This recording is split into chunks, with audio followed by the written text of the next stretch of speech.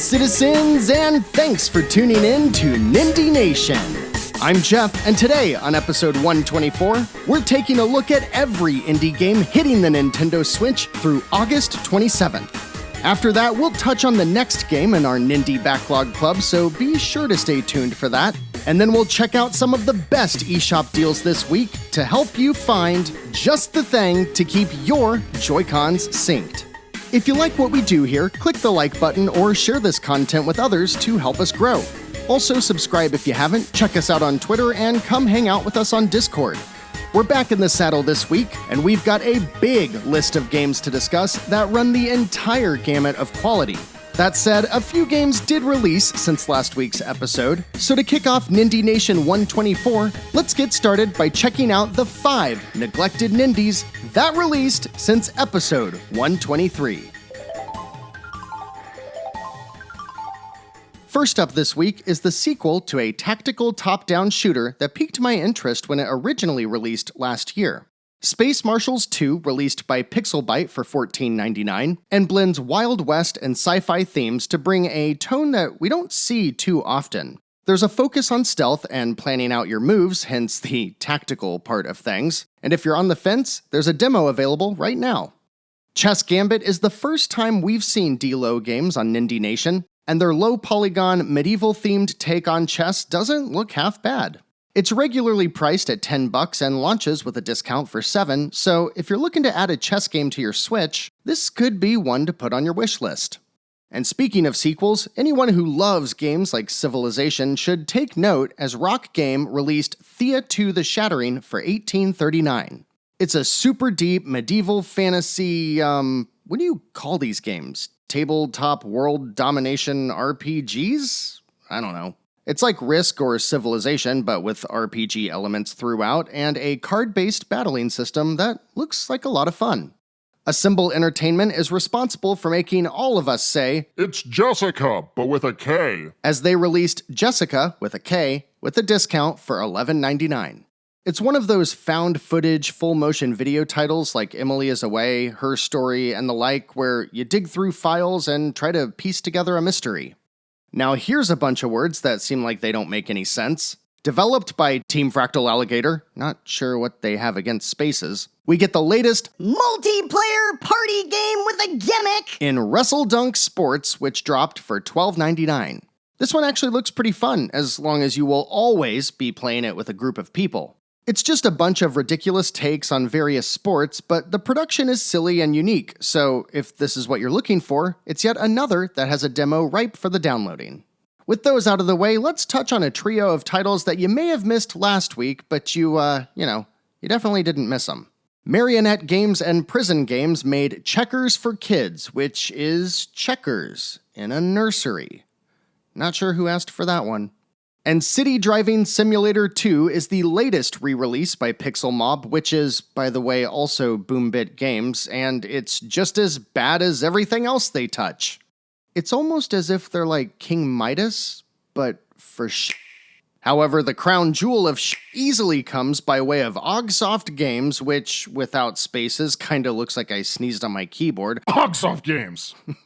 And they decided to bless us with Ultimate Bumper Cars Dodgems. You ever want to see terrifying, lifeless character models sit in a bumper car and bump into each other at a speed slower than walking? No, you don't. Anything sticking out for you? I'm interested in Space Marshals and Thea, but I'm gonna wait for reviews. Let me know your thoughts down in the comments.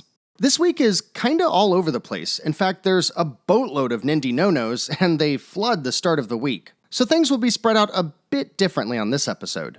Either way, we've still got a good mix of new releases, so let's jump right in to the 17 new releases hitting the eShop through August 27th.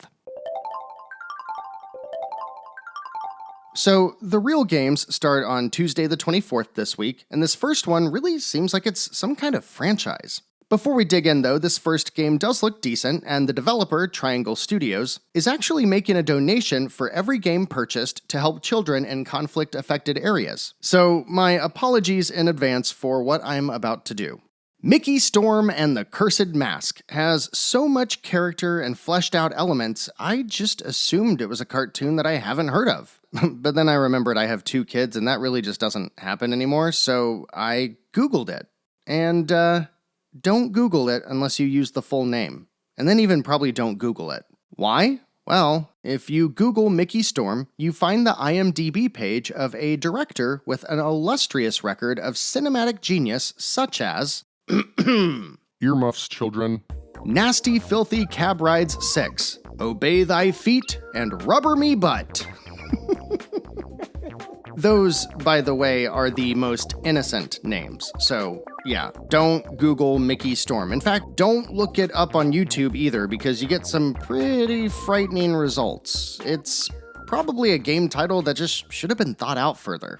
Anyways, what is this game? It's a 2.5D endless runner of sorts where you play as a spy out to rescue his parents by flying through rides in a water park. If I am able to find a trailer in time, you'll see that the visuals are pretty awesome and there's a ton of character here. You can play as Mickey or Jenny, the game is definitely kid-friendly, and it includes 2-player co-op. It is unfortunate that the game is so not SEO friendly, but if you want to check it out, it launches by way of Orange One for $17.99.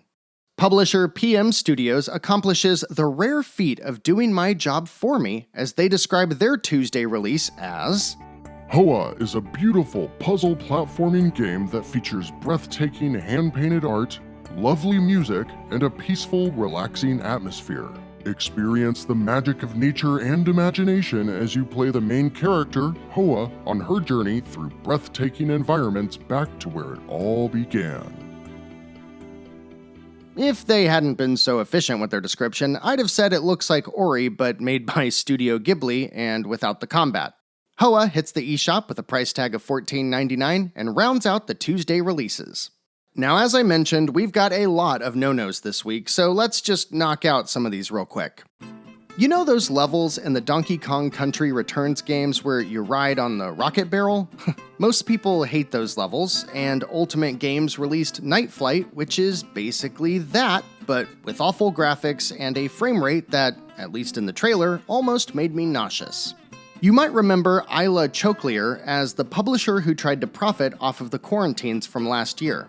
This week, they copied and pasted the Final Fantasy logo, replacing the text with Adventure Field 4, and it's one of the most generic, bland, and lazy RPGs I've ever seen. Ultimate Games also published Magnus Failure, which is some kind of isometric escape room game developed by Sons of Welder. It might not be bad, but good lord are the visuals disturbing. Is it fair to assume that a game I've never played deserves to be a no-no because of the publisher's track record and a nightmare-inducing visual style? No, but the nation of Nindie is not a democracy, and that's where I'm gonna put it. That's what she said. And then Lika releases Shape Suitable! which is a mobile kids game, I think. They say, Shapes that carry a wide variety of things, free to draw lines and clear the puzzles with them. This is your free canvas. Let's draw freely and enjoy the puzzle. If the puzzle is difficult, you can worry with your family. what? You can worry with your family? The f*** does that mean? Believe it or not, we're already at the big Thursday drop, but don't fret, citizens, because this could be a good one. Topping the list of remaining indie darlings that have yet to make their way to the Switch is without a doubt Spelunky and last year's Spelunky 2, both of which finally grace Nintendo's hybrid console, $10 for the original and $20 for the sequel. These games offer an opportunity to revisit the rogue-like versus light topic, because Spelunky is a tried-and-true rogue-like, which means you'll learn tricks and figure out more about the way the world works with every side-scrolling action platforming run, but there's no permanent progression, so every time you fail, you start over from square one. They're still great though, with both games receiving numerous Game of the Year nods and a lot of perfect review scores. They're not my bag, as I generally prefer to have the whole RPG element. Not now. But hey, if you've wanted to see what all the fuss is about with these games and why it's not uncommon to see people racking up hundreds of hours in these games, give them a shot. They're very similar, with the sequel having the typical bigger, better, prettier improvements and all that, so if you're really on the fence, check out the original for only $10. And let me know what you think of these games down in the comments. I'm curious what the Nation of Nindie consensus is for these beloved roguelikes. If you're a fan of the quote-unquote walking simulators, and especially if Firewatch jived your turkey, you're going to want to check out The Magnificent Truffle Pigs, which was not only developed by Thunked and published by AMC Games, but was directed by one of the leads responsible for Everybody's Gone to the Rapture. You walk around an idyllic European countryside with a metal detector in one hand and a walkie-talkie in the other. Explore, find stuff, and talk to your buddy as the deceptively simple story unfolds into something much deeper. At $11.99 with only 2 to 3 hours of story, it will be a quick adventure, but you can expect a well-paced and well-acted story that should stick with you well beyond those couple of hours. Next up, we've got a twin-stick shooter that looks awesome, but it's got a big caveat. Have a Blast is developed and published by Team Blast, Indium Play, Hasta Ego, and Firenut, none of which I've ever heard of.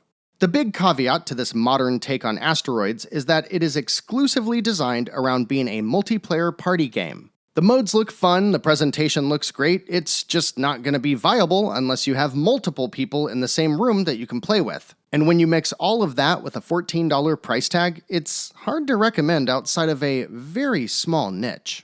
Now, we have seen a few games from Zero Uno before with the Baobab series and other quirky titles, and this week they publish Green Phoenix, a 3D space shooter with a heavy narrative emphasis by Broken Simulation for just $3.49.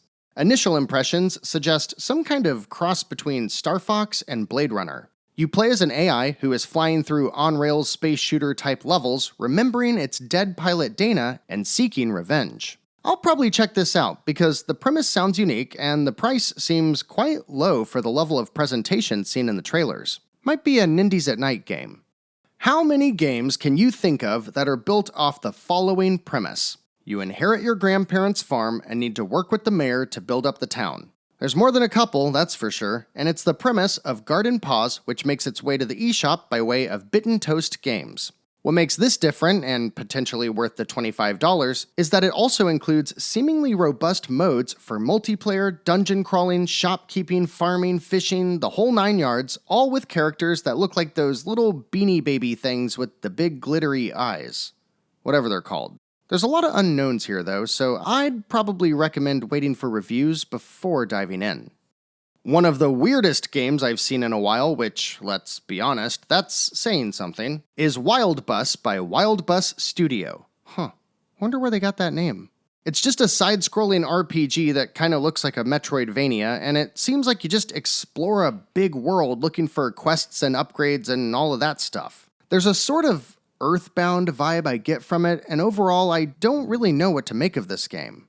I think I want to check it out on Nindies at Night, if for no other reason, to see if, at $13, this could be the start of a brand new bus modification adventure RPG genre. What do you think? Blazing Griffin and Microids want to tap into your inner detective this week with Murder Mystery Machine, which drops for $19.99. It's a film noir-inspired story where you'll explore crime scenes and piece together evidence as you work to solve the case. The studios won BAFTA awards for their past work, and this latest title seems to bring a lot of ideas to this type of game, so it could be worth keeping your eye on. But if you look at that game and wish it was a bit more inspired by Japanese titles, then Hermitage Strange Case Files might be for you. Also for $19.99, this murder mystery title plays much more like Phoenix Wright with heavy visual novel influences. Same concept, explore crime scenes, piece together evidence, etc., but with much more of a focus on the conversations you have with people and if you can catch them in a lie. It's developed by Arrowiz, published by Geeku Games, and should be a nice yin to the yang of Murder Mystery Machine, giving all aspiring digital detectives something to consider this week. Double Hit Games brings all the feels this week with their emotional, artistic, puzzle platformer Eternal Hope for $8.99. It follows the story of a boy named TB who must venture between parallel worlds to find his lost love. This one really leans into the mix of striking, bold visuals as well as super spooky enemies, with a lot of scenes having a very Limbo-like vibe. I can't say I know much about the team at Double Hit, but it seems like they made mostly generic mobile games before embarking on this project a couple of years ago. I'd love to try this one out during Nindies at Night as well, so let's eternally hope that I can get a copy of Eternal Hope before this Thursday. And then the last game from your big Thursday drop is yet another entry in the Hello Neighbor franchise that I'm apparently too old to understand. It's called Secret Neighbor and melds the premise of this series with Among Us. You play as an intruder or the neighbor, someone is the imposter, yada yada yada. If you want to check out the latest game to rip off Among Us, it wraps up the Thursday releases with a launch week discount of $17.99. Before we head into a solid lineup of games on Friday, here's a few more examples of why just because you can make a video game doesn't mean you should. Dogbite Studios, a mobile game developer based in Hungary, drops Off the Road Unleashed. As an open-world-ish driving game, it doesn't look too bad, but any free-to-play mobile game that gets ported to the Switch for $15.99 is gonna have to blow me away to stay out of the no-no pile. And this ain't it. Alignment Sharp is back with another escape room game that looks right out of the early Windows 95 CD-ROM era. Starring the same dipshit Casper ripoff, Cape's escape game Third Room locks you in a convenience store after, and I quote, getting passionately beaten up by Todomi, so he's on cloud 9. Makes sense though, because only true masochists would subject themselves to this. Men's Sauna Interactive states on their website that they have a passion to bring personal growth to players through their games. I guess the release of Instant Farmer is in line with that goal, since it'll make you want to stop playing video games and go work to earn back the $3 you wasted. And here's something interesting, I guess. Last week, Ultimate Games released Metal Commando, a completely bland Metal Slug clone that gives even the worst mobile games a bad reputation. But this week, Benjamin Kistler releases the exact same game, just called Titans Black Ops, and it's $2 more. See, here's Metal Commando, and here's Titans Black Ops. Metal Commando, Titans Black Ops. Metal Commando, Titans Black Ops. Ha! I switched them that time, see? You didn't know. Being such an arbiter of horse, Benjamin Kistler couldn't just release another asset flip. He copied and pasted an asset flip that released just a few days ago. It seems like we've reached a new type of low here, people, and that's why I'm proud to say that Benjamin Kistler is the first, developer to earn the Nindie Never moniker, because he will never produce anything worthwhile on the Switch. Congratulations, Benjamin. You're the worst of the worst. And hot on his heels is Funbox Media, Nix Digital, and InLogic Games, who made an Endless Runner asset flip and are releasing it twice on the same day. Guys, it's the same game. See?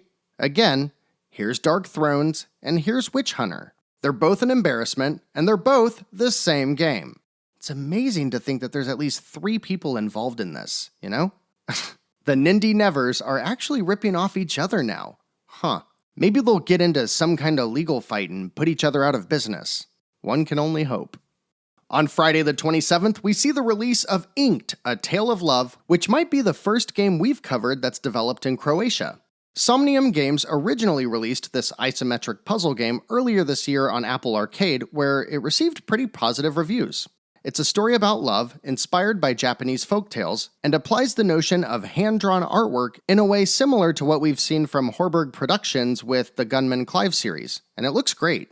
I don't love that it's $4 on mobile and $10 on Switch, but that's not too bad for about 5 hours of content. And if you need to wait for a sale, you can always throw it on the old wish list. Ratalaika's got 2 games releasing this week, the first of which is Orbibot for $4.99. It's a modern take on Marble Madness, where you solve physics and logic puzzles while rolling a ball around sci-fi themed stages that look like a STEM toy playground. I like this one. Their other release is One-Eyed Lee and the Dinner Party, a visual novel developed by Dark Chibi Shadow, also launching for $5. I don't usually pay much attention to visual novels, but I like the premise to this one. The 2 protagonists are searching for the cure to a curse cast upon their village, and they stumble upon a bunker where a family of doomsday preppers, who also happen to be skeletons, are waiting for the world to end and have invited the protagonists to join their cult. It seems mostly lighthearted and includes simple puzzles that are aimed at the casual audience, and offers additional replay value through branching paths and multiple endings. And finally, we round out the week with a long-awaited indie that's been dubbed the Zelda game with a Studio Ghibli art style. Baldo the Guardian Owls looks downright stunning and is the latest game by Nap's team, who have been around since 1993 with, a pretty middle-of-the-road track record, with Baldo easily being the biggest departure in their almost 30-year history. With a chosen one saves the world story, you'll explore the world, find secrets, and engage in hack-and-slash combat through a top-down perspective. It's $25, so all the more reason to wait for reviews, but I hope it delivers on the potential here because it looks like a gorgeous world well worth exploring, and the many systems on display are all intriguing to say the least. Before I ask you what you think and we head into the deals, here's 3 more games that you'll probably never hear of again. Maze Mystery: The Secret of Dragonville is a lazily thrown together, low-budget collection of minigames wrapped around an entirely generic story, and it makes me think someone should go check on V5 Play and Clubator because, for some reason, they think this thing is worth $15. And the game that will almost certainly guarantee at least a couple of dislikes on this video is East Asia Soft's Pretty Girls Panic. The description reads, Use your tool to penetrate the barrier and expose that which lies beneath. Which, I mean, come on. If you're in denial, that's fine, but, enjoy penetrating with your tool. I'm sure the gameplay is just as thrilling as the wings are good at Hooters. And then the last and least this week is the fart that you shouldn't have trusted because the skid marks at PixArts, hey, that rhymed, have released a sequel to last year's Asset Swap, which probably means Hammer 2 Reloaded is just the same game that's not really a game from last year. Anyways, it's made by Pig's Farts, so you're probably more likely to have fun pulling your toenails off with rusty pliers. Man, what is that? 1, 2, 3 poop references in that segment? Not sure if that's enough to get the point across for a PixArts release. So there's a lot of garbo, but there's some good stuff out there too. Spelunky 1 and 2 are magnificent for the right audience, and games like Baldo, Inked, and Eternal Hope all show promise. Hit up the comments below and tell us what's piqued your interest this week. If you've got digital dollars burning a hole in your pocket and you're not seeing anything for you in the new releases, don't fret, citizens, because we've got some great deals this week. These are the 10 Nindies at their lowest prices ever through at least August 27th.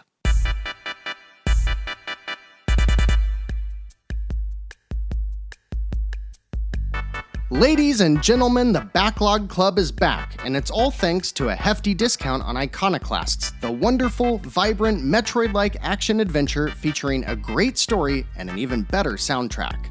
It's 66% off for just $6.79, so hopefully that helps if you want to play along with us. It'll take you about 10 to 12 hours to roll credits, and right now the plan is to give everyone a week or so to pick it up, and then we'll be playing it over the next few weeks. We'll be discussing the game and helping each other with puzzles over on the Backlog Club Discord channel, and in about a month we'll record a community podcast where you can jump in and chat about your time with the game. I have a feeling a lot of you are going to love Iconoclasts, and it can hopefully serve as a great way to get the Backlog Club up and running again. Narita Boy is a visually stunning, cinematic action platformer we played a few months ago on Nindies at Night. The 80s Tron-like aesthetic, synthwave soundtrack, and super cryptic story was very intriguing, and while I ultimately fell off the game, I know many people loved the 8-hour story. Narita Boy has a big discount right now and is currently half off for $12.49. While we're on the narrative train, Ministry of Broadcast is a game that simply doesn't get enough credit. It's a narrative-driven cinematic platformer, so think like the classic Prince of Persia games, but modernized with one of the coolest stories I've seen in indies. It takes place in an Orwellian country divided by a wall, and you play as a man who must compete in a reality TV show of sorts to get back to your family. It's about 6 hours long, and with a 60% discount, $5.99 feels like a steal for the experience you're in for. Here's one out of nowhere. We checked out Epistory Typing Chronicles a few weeks back, and boy did that game stick with me. Of course you need a USB keyboard, but the way it builds out a fully fledged RPG just out of typing mechanics is brilliant, and I found myself constantly surprised at its creativity over the 5 or so hours I spent with it. As a fairly new release, it's already 33% off, which gives Epistory a perfectly reasonable price of $9.99. And speaking of RPGs, Rise Eterna is a lower-budget take on Fire Emblem from Forever Entertainment that absolutely consumed me for about a week or so earlier this year. Don't expect huge production here, but do expect a genuinely interesting story and the tried-and-true grid-based strategy gameplay you've come to know and love from the Fire Emblem series. I only recommend this to the hardcore SRPG fans out there, but if that's you, give it a look while it's half off for $10. It's been on this list almost more than any other game, but it's been a while, so let's make sure you know about the latest 75% discount for Yooka-Laylee and the Impossible Lair. Really, this is one of the best 2D platformers of the modern era. Really. It plays a lot like Donkey Kong Country because it's made by people who worked on those games, and it's frankly every bit as good. It's fun, it's charming, and it's got a difficulty curve that can adapt to your playstyle. So if you've never checked it out, don't miss it while it's only $7.49. Another title that we've featured a few times recently, The Gardens Between, is a perfect weekend game. It can easily be completed in a sitting or two and tells the story of two lifelong best friends reliving the memories of their past. If you're in the mood for a puzzle adventure that both plays like a movie and is just about as long as one, check out The Gardens Between while it's 78% off for just $4.39.